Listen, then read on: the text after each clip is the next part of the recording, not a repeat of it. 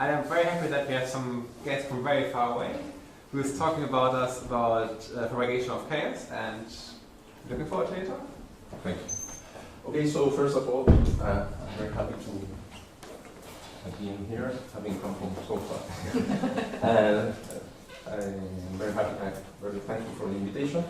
So I'm going to present some ideas and results we obtained with Roberto Cortez, who is a former PhD student of mine, on propagation of chaos for Maxwell molecules, that is to say, for a specific instance of the Boltzmann equation, the spatially homogeneous Boltzmann equation. Okay. So this is a topic that has been around for several years, from different points of view, analytical, of course, PD point of view, and probabilistic point of view. The topic, I would say, came again back to being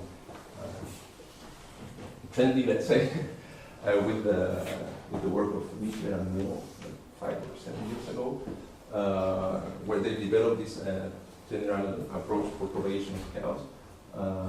And then I would say the motivation of this work is rather to bridge the gap which existed before with the probabilistic methods that were available, and the type of result that they obtained, where they have some quantitative result which was not available before.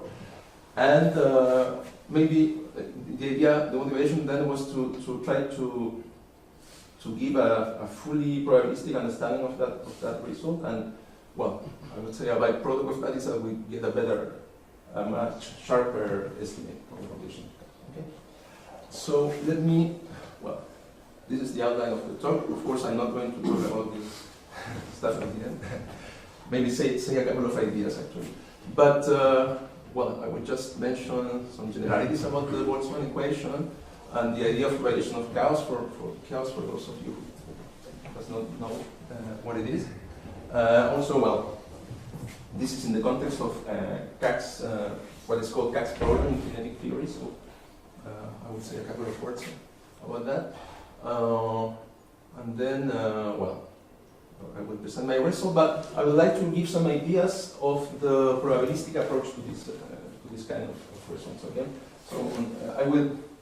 It's a bit technical, so maybe I will not go into too much details, but I would like to give some idea of the general strategy to attack these problems from a probabilistic point of view, and also some ideas of what's new here, what's specific, and how we were able to get these results, which we were not available before. Okay? So, well, Boltzmann equation has already been mentioned. Of course, the true Boltzmann equation is especially inhomogeneous. You know, we have a transport term, a binary collision term here. F is the density of particles in a given position with a given velocity at a given time. And here we have a bilinear operator, which acts only in the velocity operator. So, of course, it's very difficult for several reasons, and I will consider the especially homogeneous version, which is when you neglect this term, or you assume that in a way, regarding the special variable, everything is already homogeneous, or well, you can think of that the distribution of velocities of the particles does not depend on the position where the particles are. Okay? So this is the homogeneous equation. This is the collision operator, which has already been presented. There is some notation which I will. Well, it's a bit scary, so I will just explain what it means. It won't be that important to keep this in mind, but just remember that we are describing collisions between particles. So the particle where I'm, let's say, sitting has velocity v, and it will decide to collide with some particle which has some random velocity. I mean, it's some random particle which I happen to find in the place where I am. And okay, this particle has some random velocity, v star. Okay, and then what we have, I will show a drawing and a picture later, but maybe I can just slide it. So,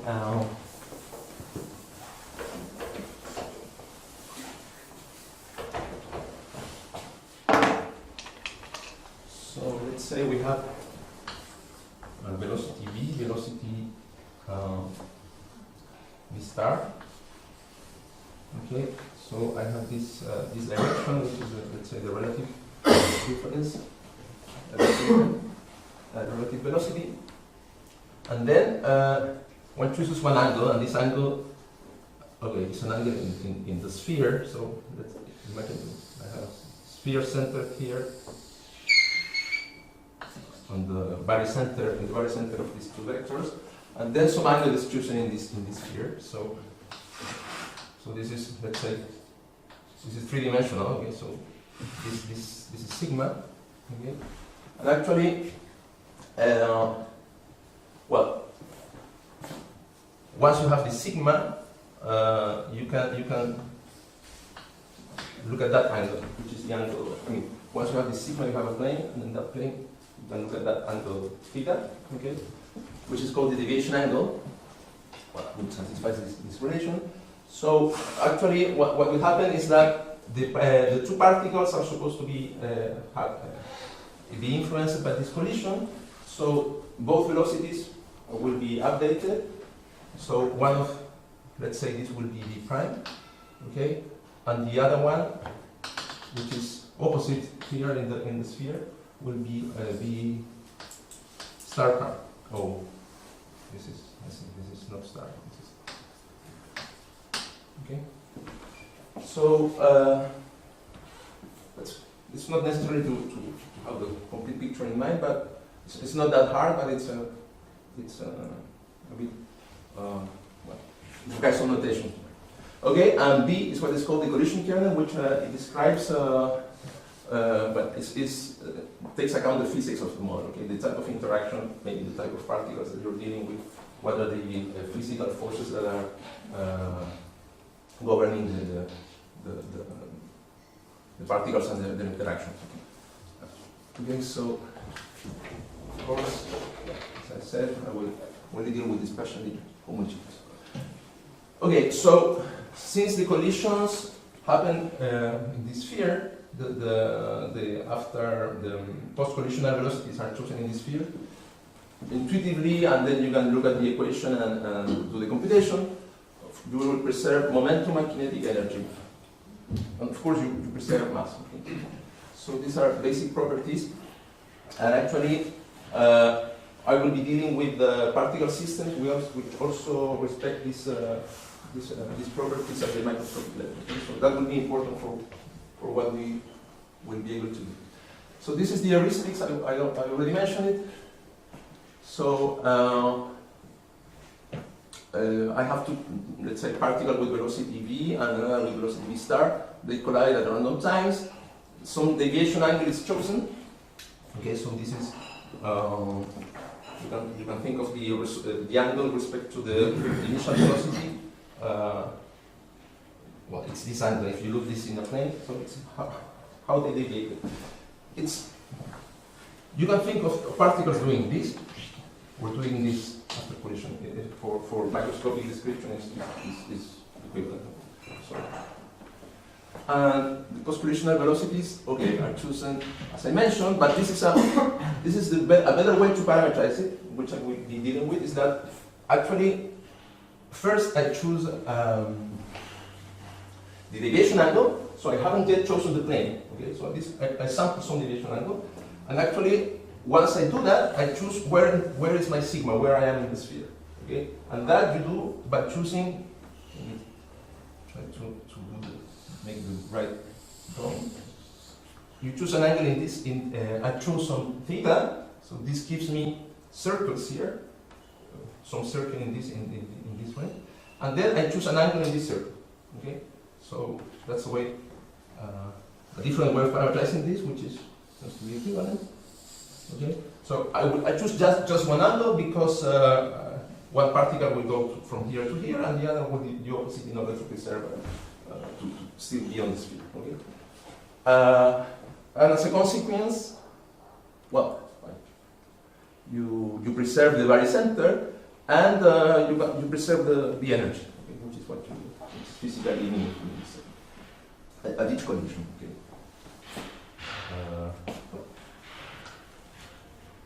Okay, so I will be working with what is called the Maxwell molecules case. So really, this deviation angle is chosen in a way which does not take into account, does not depend on the relative velocity of the particles.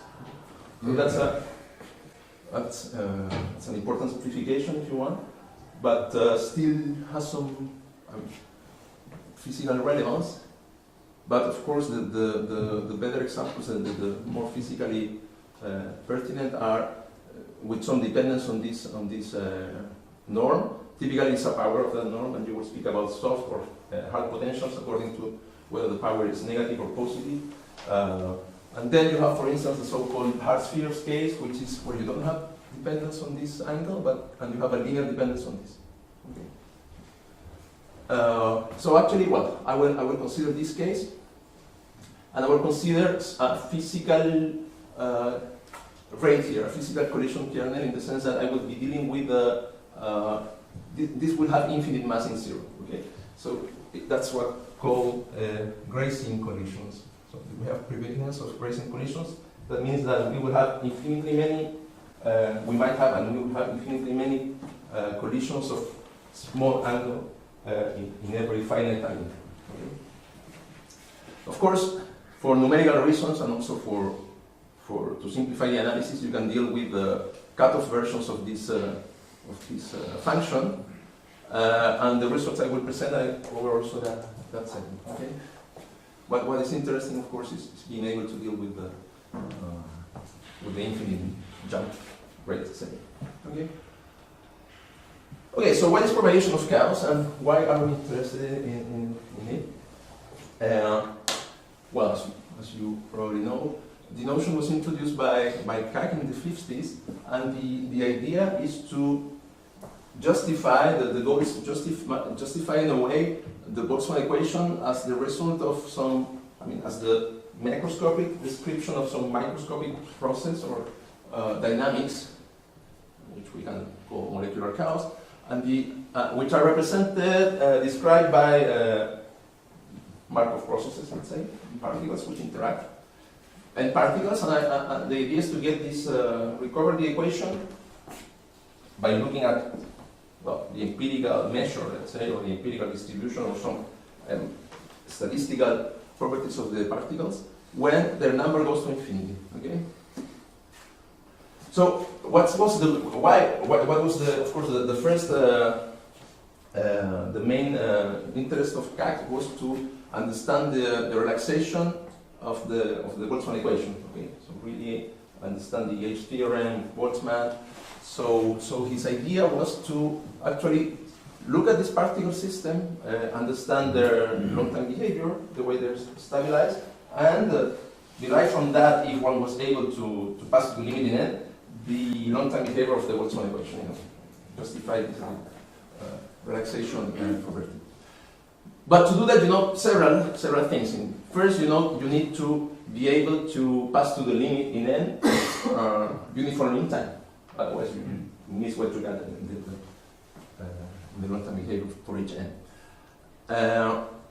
And you needed to be this relaxation to be uniform in n. Okay. So that was the original idea. It took quite a long time to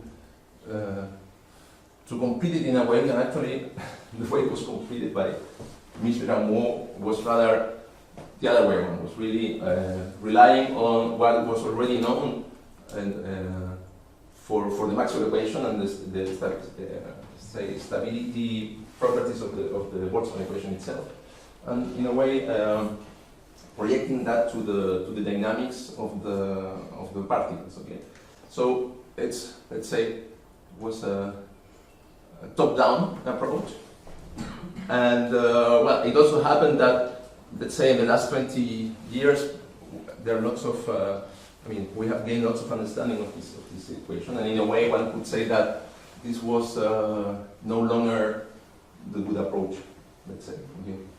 But still it's interesting to understand if it's possible to do it. Okay. So actually, what we do is that in the bottom up direction. Okay.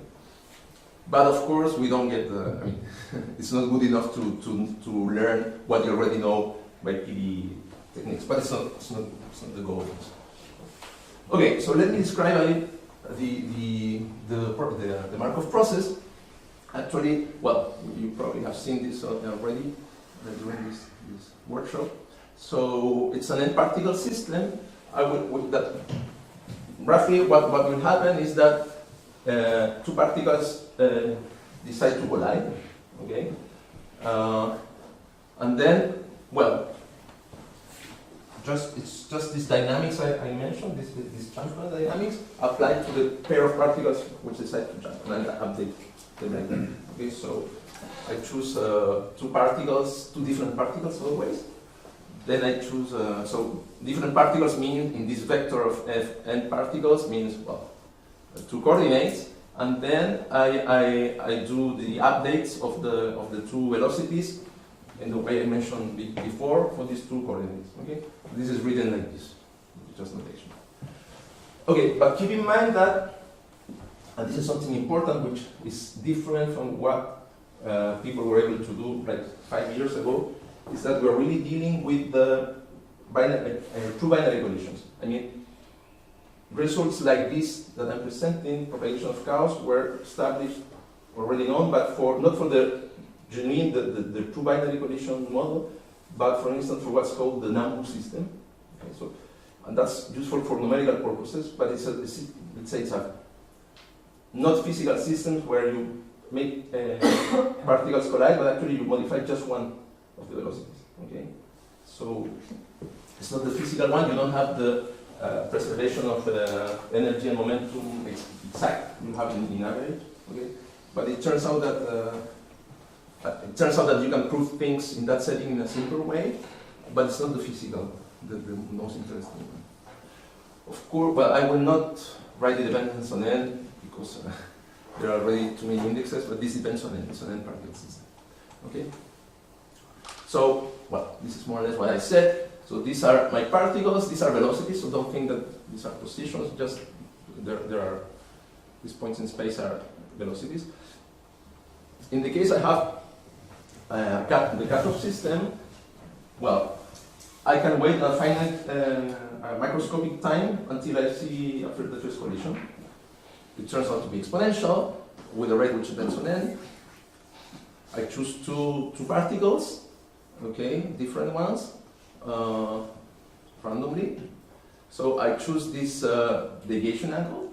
Okay, so here are my particles.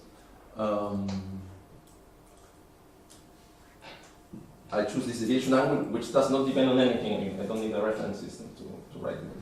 Then once I choose this angle, I need a reference system to talk about the angle here. Okay, in this circle.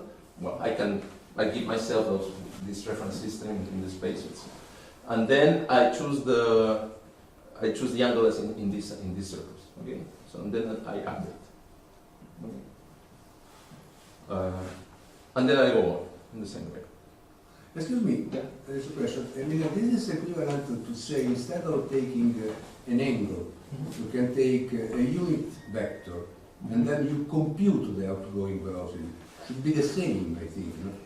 The thing is that in terms of law, it's not the same. I mean, it depends on what you say when I choose the angle and the circle, let's say. The way it's in the sphere. Yeah, in the sphere. I choose a unit vector in the sphere, and then I compute the outgoing velocity, not as senior. I mean you can think like that, for instance, in the hard spheres case, where you don't have dependence on the angle, on theta, because I mean the choice in the sphere is not uniform. But as you said that the cross section give you the rate. Yeah. So if you pick two particles randomly with a uniform distribution at rate n, then you compute, you take uniformly distributed omega, the unit vector in the sphere. Then you compute the outgoing velocity, it should be the same. No, because the angle in the sphere is not uniform. It's set No, in the no, Maxwell. it's given by the cross section. Yeah, okay. Yeah. I mean, there's a different. Yeah. Okay. It It must be the same. Yeah, it's the same. It's the same. I mean, it's yes. But Mario, what you propose, I think, is two different ways of using Bird's method, which you can find in the numerical But textbooks. the You can method see- somehow is different. Okay. We can discuss about it. Okay, wait. Yeah, this is kind of standard. One of the possible ways to parameterize the choice of the angle. But what is nice here is that this circle is always uniform. I mean the law here, independent of how you choose the deviation. Okay, and so on. Okay, so of course, since you have collisions, your particles are not independent in the short time, even though you have independent initial conditions. So the idea, that's where the idea of propagation of chaos appears, and we will say that we have propagation of chaos if as the number of particles go to infinity, for each fixed time at least, and if I look at a finite number of particles, okay, they tend to look like independent objects, okay, when the total number of particles go to infinity.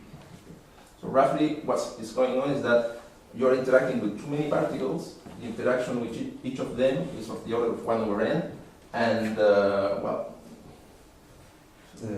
fixed set of particles, a fixed pair of particles will interact not too much. The interaction will be very, very small regarding the whole population of particles. Okay, so you will start. This will start looking like independent particles. Okay, so this is the notion of propagation of chaos, which was introduced by Keck, and one can show, and this is something which is nice of this property, is that this is equivalent to having the convergence of empirical measure to something. This something is exactly the asymptotic law of which appears in this tensor product. So this is, of course, you get this. This is also true in the independent case. So you might think of this as a pathway to a large number, in the sense that pathways in the sense that you're looking at the empirical measure, and you have the convergence to something which is deterministic. Okay? Empirical measure converges to something which is deterministic, and which you can hopefully identify in the idea of CAC. I mean, what happens at the end is that when you define this system, you will have this kind of convergence with here the solution to the Boltzmann equation. Okay? So that's it, the way of relating the two scales. So our goal here is to prove again, we take this result but with explicit rates in n and uniform in time. Okay? That's okay. So let me just say what has been done before. So there's a progression here of results. So of course there was the first result by Keck, which is concerning a one-dimensional model, which is called the Keck's caricature. There's a simplification that still has some properties and some interesting properties of the Boltzmann equation. There are results by McKean, Grunbaum in the 60s, 70s, and then there is in the late 70s, the people from probabilistic communities got interested in this, particularly Tanaka. So Tanaka was the first to really take advantage of stochastic analysis in order to say new things about this, the Boltzmann equation, in particular about the propagation of chaos property.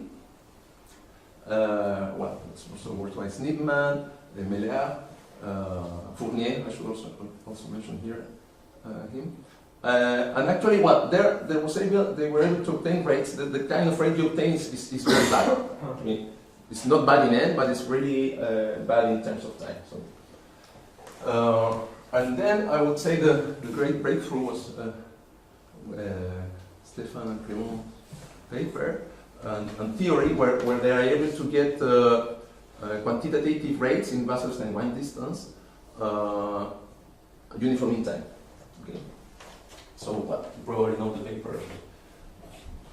It's not that simple to read. I was not able to read it completely. But okay, that's an important paper. Several important ideas.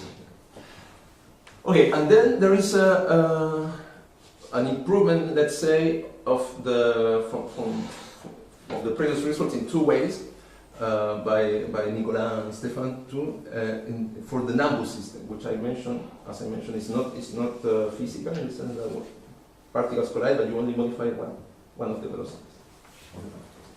And it's in the improvement is in the sense that you have here some explicit rate in terms of n, and well, it's in Wasserstein 2 square distance, which is more, to say, more meaningful. But you don't have something uniform in time, okay? And actually, for this kind of system, you will not be able to have something uniform in time. I will explain a bit why that. Something that you can keep in mind, which will be important for us later too, is that this rate here, so this is one, the rate in n, this is 1 over n to the power 1/4. It's a rate which you will find if you look at the empirical measure of ID samples. Okay? You look at the Wasserstein 2 distance between these ID samples and their log, and you can compute, you can estimate you have estimates for the expected distance in Wasserstein square distance, Wasserstein 2, which is the rate that you observe here in n. Okay, so as in all the probabilistic proofs, propagation of chaos boil down to comparing your interacting objects with some independent objects, properly defined or independent objects, and then looking at what happens with the asymptotic behavior of these independent objects, how they concentrate around, let's say, the law. Okay, so this is underlying here. Okay, and Excuse me? Yeah. So except for catch result, all the others are in dimension 3? Yes. I mean, These rates also the one by yes. PN? Yes. I mean, it's the true setting. I mean, regarding dimension. Okay, I should say this is for cutoff versions. Okay. So with the techniques available at that moment, if you really wanted to do non-cutoff, this will explode I mean, you can tune the cutoff parameter in terms of n in order to still get some numerical approximation. I mean, know that your approximation will work. You can justify some stochastic simulation method of the equation, but the rate is not. Okay. Okay, so let me give the main statement. Well, I think you are familiar with the Wasserstein distance since Oliver explained it yesterday. But most of you are familiar. So the idea, the nice thing is that it is a coupling distance. What does it mean? That it's defined as an infimum over transport plans or couplings. That means laws in the product space with the right marginals. Okay. Of course, have lots of nice properties. You can show that there is an optimal coupling, for instance, an optimal law in the product space which relaxes the distance. And also you can construct an optimal coupling of random variables. I mean, it's equivalent, which realizes the minimal expectation here. I will be dealing with the normalized Wasserstein distance. That's the natural distribution setting. And the nice thing from the probabilistic point of view is that since you have an infimum, if you want to get a bound for the Wasserstein distance, it is enough to construct a coupling, whatever. Okay. Of course, there are always couplings. You can take independent coupling, and it doesn't tell you too much. So the whole point is to construct clever, useful couplings. Okay? So that's what everything is going to be about. So this is the result. So if at the initial time you have moments of all orders, and you start with independent particles, you have a bound of this type. So you can control the expected distance, square Wasserstein distance between the empirical measure of the particles and the solution to the Boltzmann equation uniformly in time by a term like this. Okay, so it's almost like n to the power minus 1/3. You can also derive estimates for the propagation of chaos property in terms of the law. One knows that this should converge to this law, and you can have a rate of convergence of the same order. Okay. This notation of V0 is actually F0 to the power. That's V0 is a vector. Does this mean chaotic? The state is chaotic? Yeah, I mean that does mean it's it's a particular case because actually it also holds for if it's exchangeable, you will have an additional term where you Okay. I think it's better. I mean it is enough to choose it chaotic in the sense that the law will converge to the product law of F when it was infinite.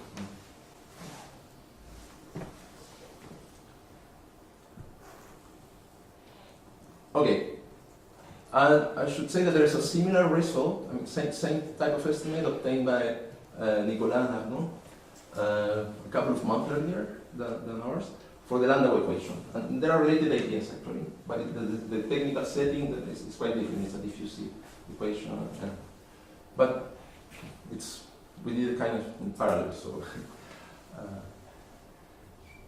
So yeah, there are some related ideas. So let me say just, this is not too informative, but just to put this in context. So the first element for proving this is some earlier work we did with Roberto, where we really were, I would say, for the first time in this context, we were able to construct, I would say, a good, or I don't know if it's the best, but a good coupling for the particle system and the limiting objects that you will have to deal with in the case of true binary collisions. Okay. Actually, the idea by Kac, and if you go to the literature by Steedman and probabilistic literature, propagation of chaos, is that you have your particles, and then you construct some other particles in the same probability space, which typically are independent, and these particles, each of them has the right law, and that law is the solution of the PV, nonlinear PV that you are looking at. Okay, so by coupling the trajectories, you are able to derive estimates for the, let's say, for the law or for the empirical measure with respect to the law of the solution of the nonlinear equation. Okay, so. The problem is that, and I will explain it in a while, is that if you're dealing with really true binary collisions, it's not natural to couple that with independent objects. I mean, it's not easy. I mean, it's not obvious. Okay, so that's why in the Lambu case it was easier for Fournier to do it, because even if of course the particles are not independent, but the fact that once two particles collide, only one particle is modified, it means in a way that each particle is driven by a different independent randomness source. Okay, and then you can construct your nonlinear processes. So that's the name of these processes, asymptotic, which are driven by the same randomness and are independent. Okay. So that's what makes things work in the general propagation of chaos arguments and in the general strategy, and also in their paper, and that's why it works for Nambu particles. Okay. In the CAC, the true physical interaction model, you cannot define independent randomness for sources for each of the particles, and that's the whole complication. So actually, what they get. Okay. So there is a first part of the proof, or first part of the argument, which is applying these ideas to the Boltzmann equation, and there we get this n to the power 1/3. Okay. So you might compare that to with some t to the 1 plus t to the power 2. And you can compare that with what I mentioned here by Michel and Fournier, which is the same rate in time, but here they have one half. Okay, so this is really the fact that here we are dealing with independent choices in the particles, and in the other case we are not. But this 1/3 seems to be the best you can get in this. Okay, and then the idea is to I would say the second a very important element of this is that by that time there was already, I mean, it took time to write it actually. Before that it was not available, but by the time we started studying this, M.Rousset obtained a result which we can call uniform in n stabilization for the n particles system. So really, it's one element of if you think of Kak's program, if it's one of the elements. I mean, to establish dissipation of this particle system uniformly in n. Okay. And unfortunately, if you want, it's polynomial. I mean, so in this sense, all this approach is less efficient than looking directly at the Boltzmann equation, because for Maxwell molecules, you know it's exponential. Okay. So here you have something polynomial, and if you push this argument until the end, you will deduce that the Boltzmann equation for Maxwell molecules dissipates in a polynomial way. So it's not that interesting. But it's still interesting in order to get rid of this time dependency. So that's the combining these two things, you're able to get a uniform time result. Next slide, please. 10 more minutes, but Okay, so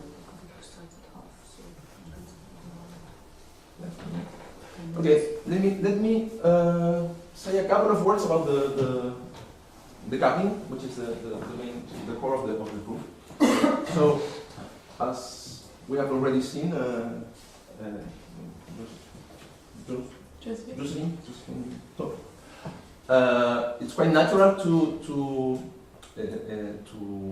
when you look at the stochastic processes, macro processes, it's natural and simpler actually to construct them like solutions, say, to some stochastic differential equation. Typically, when you have jumps, the natural object will be underlying object generating randomness will be a Poisson point process. Okay. So actually, this Poisson point process codes everything. Let's be more explicit. I have the times of the collision. I have this corresponds to the deviation angle. Okay, so we're parameterizing it, but just recall that it's the rate at this level is infinite. Okay, so this corresponds to the angle in these circles, and here what I am parameterizing in a fancy way is the which particles collide. Okay, so remember here that I'm not looking at one particle and choose with which particle I will collide. I mean, you can look at it like that, but actually the pair is chosen simultaneously. Okay, so the way of choosing this pair, I can code it in this square. So this is like square of size n, and I will just drop something here, some uniform random variable. Okay, everywhere except in the diagonal. And that chooses me two particles. Okay. And I do it continuously, and that's you might wonder why I am using something, a uniform random variable instead of a discrete uniform random variable. And that's very important actually for the capping algorithm. I will try to say what. Okay, so this is a bit ugly, but well, from the point of view of particle I, so we can say that it will jump either because it decided to jump with somebody else, or either because somebody else decided to jump to collide. So I can write the two situations in terms of the same measure, and I will write the system like follows. So recall that. So this zeta variable is something with whom I'm going to interact, okay? Or who is going to interact with me. And I can write it like this. So it's a solution to this stochastic differential equation. Just don't. It's not important what this means here. C is just the effect of the jump. So I'm changing my velocity from v to this velocity, new velocity, and I have to sample here. Okay, are the angles and the other particle which I'm colliding with, and I will write it like this. So this is a random choice of index. Okay. So this bold I is a random index which is chosen with this. With this uniform random variable. Okay. And actually, so when I choose this index like that, actually I'm sampling from this empirical measure. Okay? It's looks like a fancy way to write it, but it's crucial to have this perspective. So this is my particle system. This is what it does. And the idea is to construct these nonlinear processes or jump processes, which each of them has as the law the solution of the Boltzmann equation, and make them jump, couple them. Okay, so that means hopefully make them jump in a way. I mean, in parallel you have the true system, you have this other system, and they find the evolution of this new system in a way that they stay close and they can control their distance in a pathwise way. So actually, when they jump, my two particles decide to jump, I will make some jump in these nonlinear processes, which must be close or preserve some closeness with the original. So actually, well, this is what is called a nonlinear process by Tanaka, and what I put here, in the role of with which particle I will interact, is some new particle. Is some ghost particle. I mean, it was nowhere. I just found it in the way, and I interacted with this particle, which has the same law as I have. Okay, and it modifies my velocity, and I don't see this particle anymore. Okay, so if here, instead of putting the empirical measure as before, you put some random variable which has the law f, this is what is called a nonlinear process. And if you write this formula for this, you look at the evolution of this, you will check that it's actually a solution to the linear Boltzmann equation, but since you have uniqueness for the linear and you have existence for the nonlinear, it's actually the nonlinear. Okay? So this is really a way of, it's a particle which describes the average particle in the soup of particles described by the Boltzmann equation. Okay, well, that's what I'm saying. So what happens in the classical appropriation of chaos argument is that you're able to construct this independently. And the idea, as I was saying, is that you have this variable here and you have the empirical measure here. So the idea is to define this realization of the let's say the ghost particle which has law ft in a way that is optimally coupled with the empirical measure. Okay? So that's the core of the argument. So I must realize being able to sample them with the same randomness. So this is something we have already, it's already considered in a way in the literature. So actually, you need to be able to construct this. I mean, you have a vector which is your particles, and you have a law which is the law of the solution of the Boltzmann equation, and you need to be able to sample at each time and with good measurability properties one particle from here and one random realization of this law in an optimally coupled way. That's the key. I mean, you are able to do that. Okay. Okay, and then you have to couple the circles. Okay, just say a word. You're writing your system of particles, and then you're constructing this other system of particles which do not collide with real particles, that collide with these ghost particles, but you must choose the angle at which, in the sphere, the resulting angle. Okay, so what will happen is that you have something like this for the two particles, and then you have something like this. You should choose for the collisions of the nonlinear process some angle too. So actually, you have to couple the uniform low here with the uniform low here, okay, in an optimal way. So that's where there are several places where optimal transport comes into play. So actually, you have this. You have your system, you have the nonlinear processes which are defined with angles optimally coupled to the angles here. And it looks nice, and the whole point, which makes things different from before, is that since these particles are jumping at the same time that this one, okay, each of these has the good law, but since they have simultaneous jumps, they're not independent. Because they have jumps at the same time as the pairs here, so they are not independent. So the whole thing then consists in showing that this is asymptotically, you can decouple them. Really, it gets close to independent particles, and that gives you the first estimate, which is time dependent. And then the idea is to combine that with the uniform inner stabilization. Okay, so I think I stopped here.